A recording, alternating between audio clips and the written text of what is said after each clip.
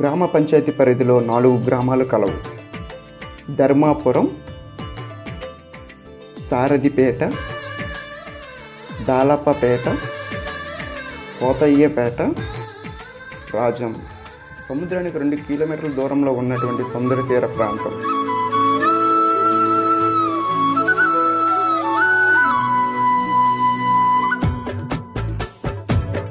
మా గ్రామానికి అండగా శ్రీ అభయ ఆంజనేయ స్వామి విగ్రహం, అల్లూరి సీతారామరాజు గారి విగ్రహం, గాంధీ సిద్ధాంతాన్ని చూపుతూ 3 వానర్ల విగ్రహం, భగత్ సింగ్ విగ్రహం, సర్వేపల్లి రాధాకృష్ణన్ మరియు మహాత్మా గాంధీ విగ్రహం.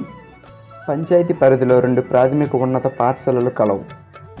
అలాగే 3 అంగన్వాడీ కేంద్రాలు, విద్య, వైద్య, మత శిశు సంరక్షణ, గ్రామ పంచాయతీ సచివాలయం, శ్రీ ఉమా నీలకంఠేశ్వర స్వామి ఆలయం, యోజన సంఘాల సహకారంతో శ్రీ సీతారామాలయ నిర్మాణం, కొరత లేకుండా కుళాయి ద్వారా మంచినీటి సరఫరా, వీధికి సిమెంట్ రోడ్ల నిర్మాణాలు. మా పల్లె నుంచి పట్టణం వరకు 5 కిలోమీటర్ల మేర తార్ రోడ్ రహదారుల నిర్మాణాలు.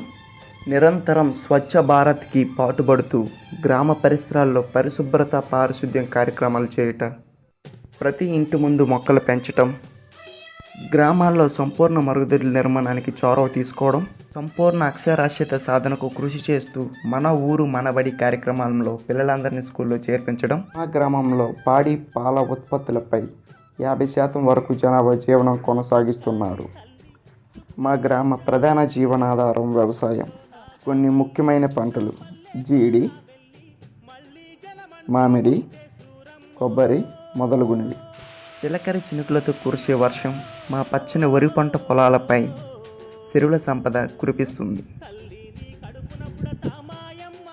జానపద మరియు కళారంగానికి పుట్టినిల్లు మా గ్రామం.